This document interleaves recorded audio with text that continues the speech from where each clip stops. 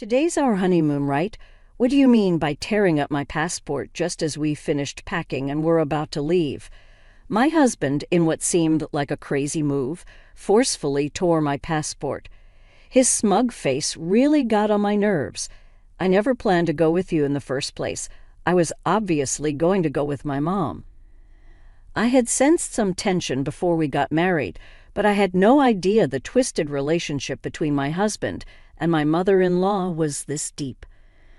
I've never heard of anyone's mother-in-law hijacking their honeymoon, at least not in my circle. I was shocked and angry at this unbelievable situation, but above all, I felt really creeped out. I wondered if I'd made a huge mistake choosing him as my partner. As he brought out scissors and began to shred the passport, I looked at my mother-in-law grinning from ear to ear and thought I needed to get away from here as fast as possible.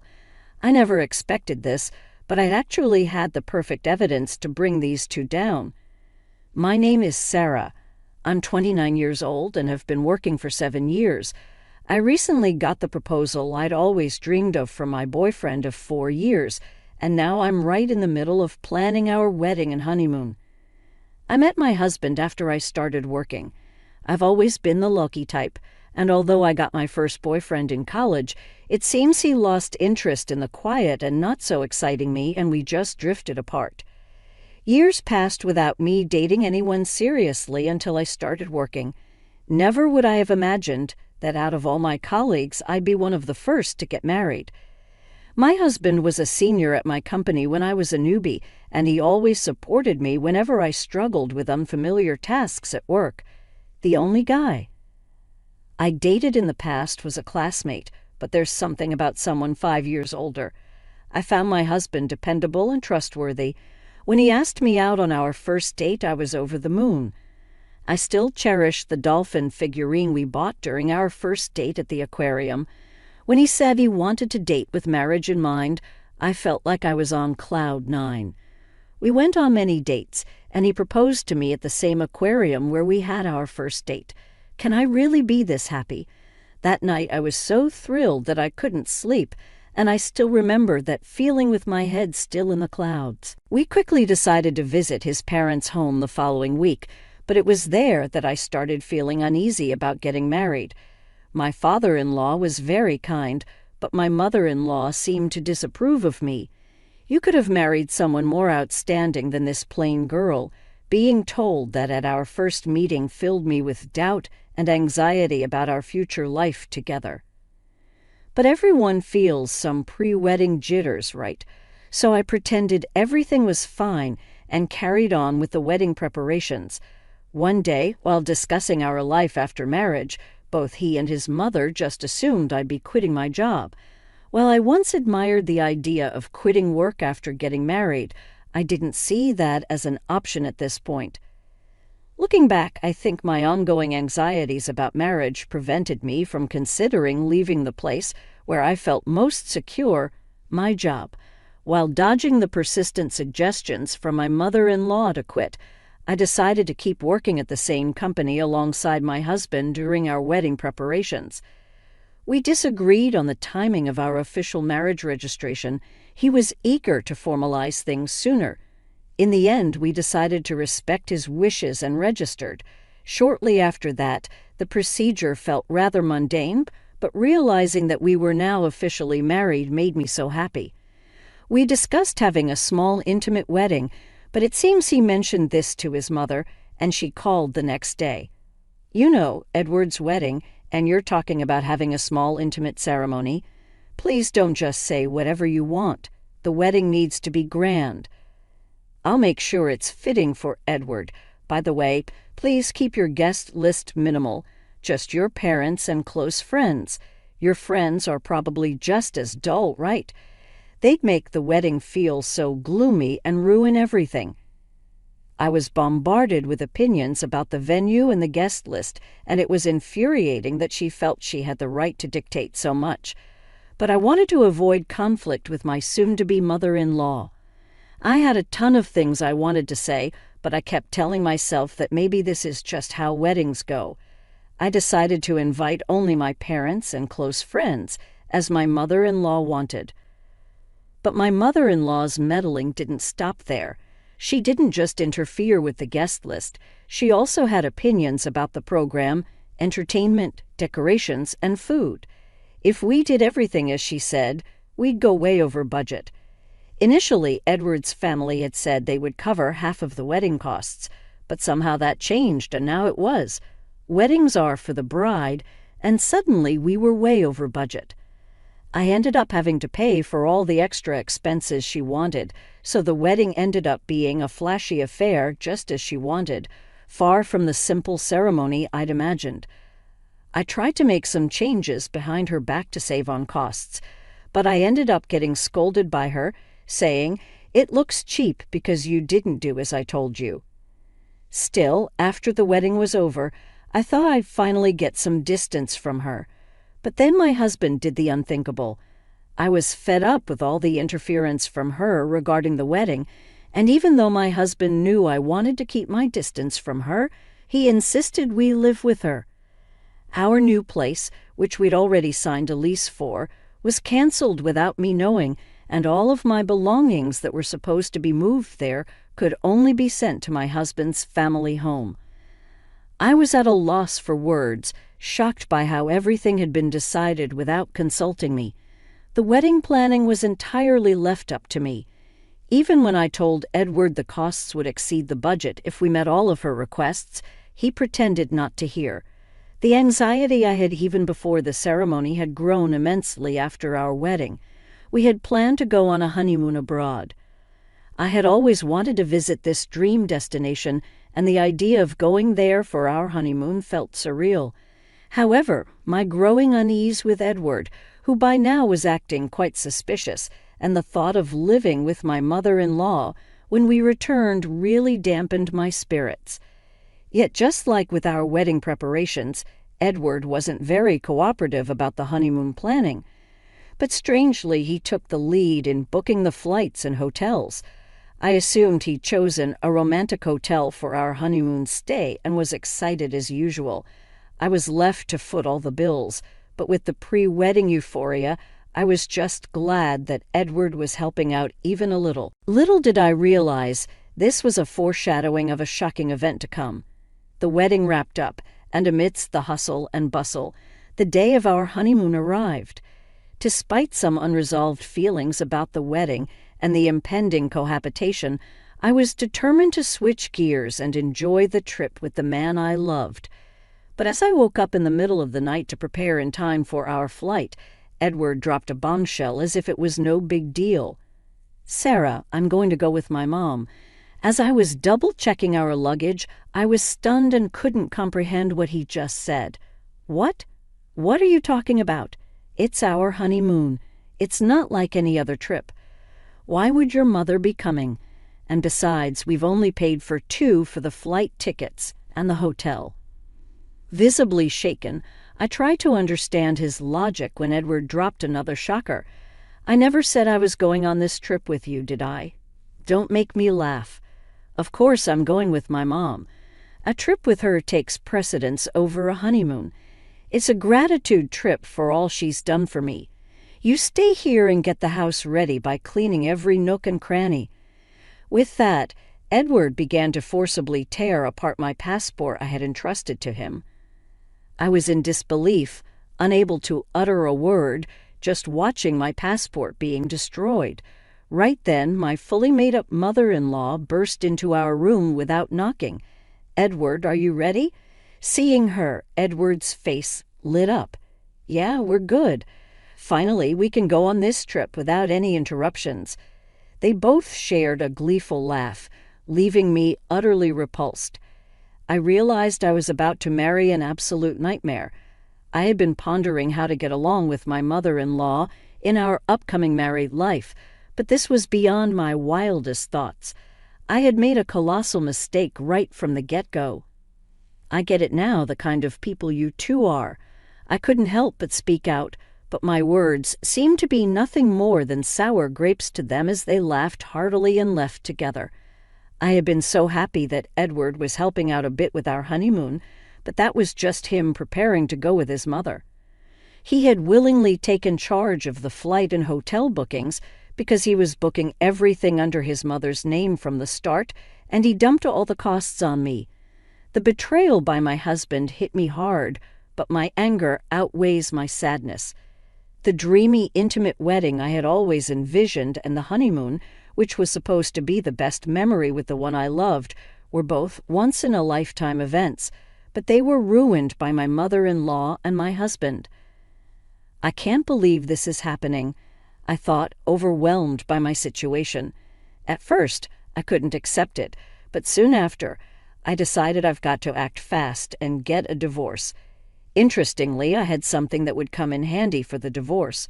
Initially, I started recording with the intent of preserving memories of the most significant events of my life, my wedding and honeymoon. Since the wedding preparations, I had been recording and audio capturing various moments. What began as a pure desire to cherish our wedding memories gradually turned into documenting my mother-in-law's malicious actions and harassment. I often thought of quitting since I'd probably never watch these recordings again, but it's ironic how useful they turned out to be. Just a few days ago, I had moved in and was still unpacking. Now I began to repack my stuff. Ironically, I hadn't opened much, so packing was done in no time. I wondered if my husband and his mother were at the airport by now. The very thought filled me with an indescribable anger, so I tried not to dwell on it. Even though I'd only been there a few days, I wanted to erase any trace of my presence in that house, so I cleaned thoroughly everywhere I had been. While cleaning the living room, I stumbled upon something shocking. It was evidence that my husband was embezzling money from his company. Given his position in charge of company sales, he was reporting lower earnings to the company and pocketing the difference. Apparently, his mother was in on it too. She had meticulously noted the actual sales, the amount pocketed by my husband, and even listed all the luxury bags, clothes, and shoes he had bought for her with that money. It was a significant amount. Leaving such a diary in plain sight in the living room, I really couldn't fathom what they were thinking. Discovering my husband's misdeeds, I was horrified, realizing the gravity of the situation. For a moment, I wondered if working at the same company could somehow smooth things over. But then I thought, why should I help someone who ditched me for a honeymoon with his mother? I headed to the company with evidence of embezzlement. Though they were supposed to be on their honeymoon, having both taken paid leave, my colleagues were shocked to see the very person in the office. Everyone was asking, "What happened? Weren't you on your honeymoon?" No longer feeling the need to hide anything, I told them that my husband and my mother-in-law had gone on the honeymoon instead, that my passport was torn up, and that I had paid for the entire honeymoon. My colleagues, superiors, and boss were shocked and angry at my husband. For me, I thanked my concerned colleagues and made my way to the executive area of the company. In fact, though I never told anyone, one of the top executives of this company is my uncle. Neither my colleagues nor my husband or my mother-in-law knew this fact. I didn't want people to think I got the job because of connections, so I applied to the company without telling my uncle and secured the position on my own merit. My uncle doesn't handle human resources, so I reached out to him before the orientation and asked him not to reveal our relationship at the company. Though he was surprised, he commended my efforts and promised that we would interact just as any other executive and employee. My uncle doesn't have children, and since I was little, he doted on me as if I were his own child. Until around elementary school, my sisters and I went on several trips with just my uncle. When I was a child, I'd sneakily call my uncle to buy me things I wanted, and I would get scolded by my parents for it. That's how much he adored me. Since joining the company, our work areas have been entirely different. After briefly catching each other's eyes and exchanging smiles during the orientation, we haven't met since. I knocked on my uncle's office, explained the situation to his secretary, and was allowed in. My uncle greeted me with a beaming smile when I visited, but his expression quickly turned somber. "Why are you here? Weren't you supposed to be on your honeymoon?" Seeing my dear uncle's familiar, kind face, I was overwhelmed with emotion and burst into tears. Through my sobs, I recounted everything that had happened, and he became visibly enraged, an expression I had never seen on him before. Of course, I told him in detail about my husband's embezzlement and handed over the evidence. My uncle promised to convene a board meeting immediately to address my husband's actions. Then he asked, "What are you going to do today? Head back home?"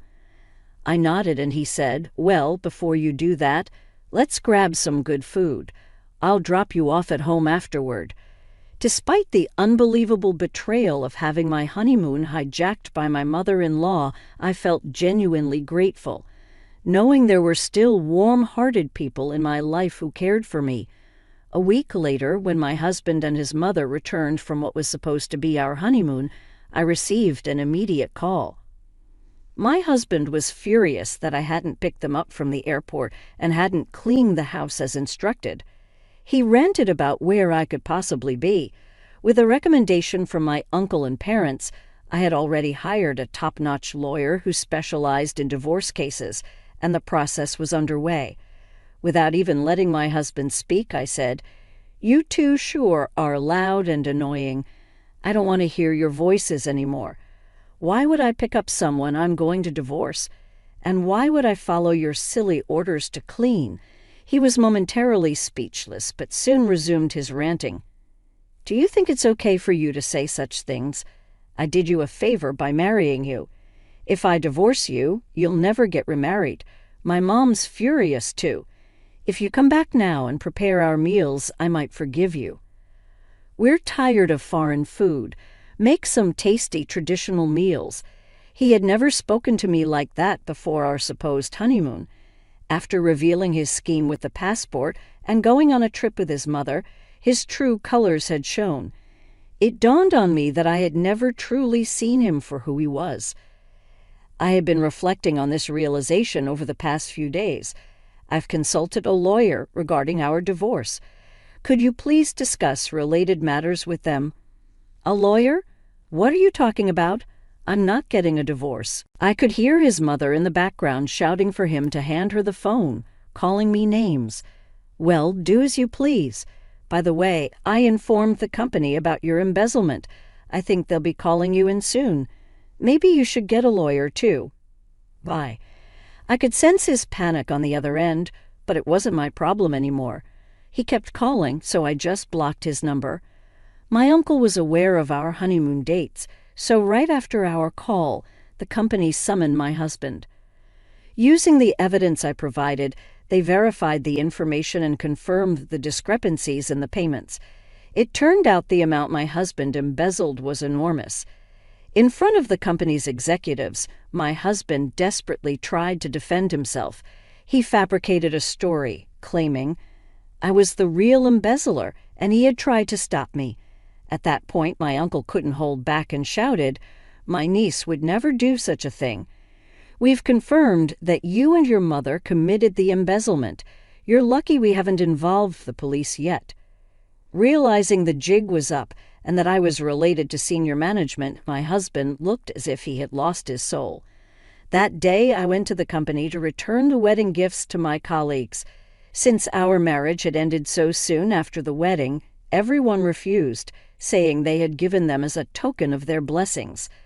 While I was surrounded by this warmth, my ridiculous husband approached. "Why didn't you tell me you were related to the top brass? I'm sorry, really. Can we start over? Can you ask your uncle to keep me in the company and make the embezzlement go away?" Disgusted, I responded, "Do you even understand what you're saying? Are you okay in the head? Divorce is the only option now. Reflect on your actions and face the consequences."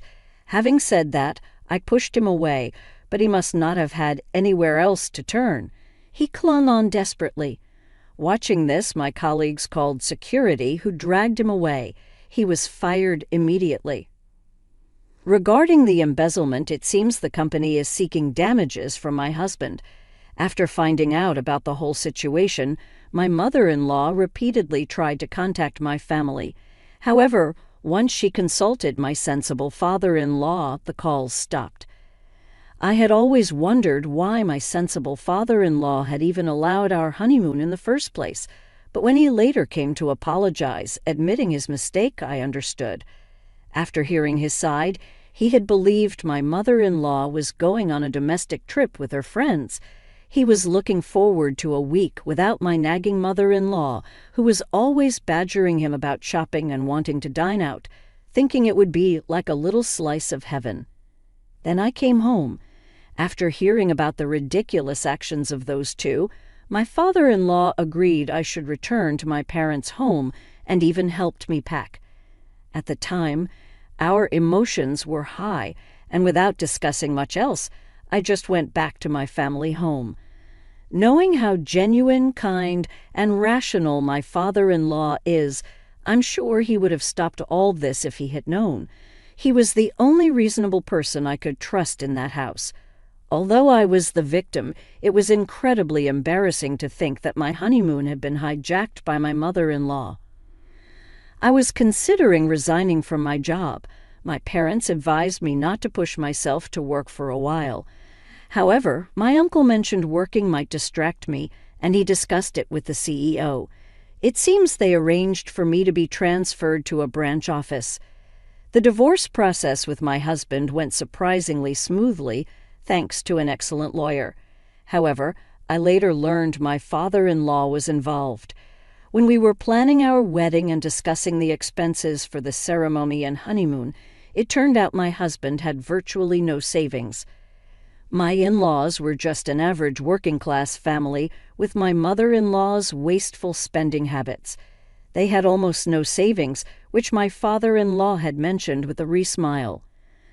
Considering how short our marriage was, the alimony was quite substantial. Incredibly, my father-in-law sold the family home to cover it.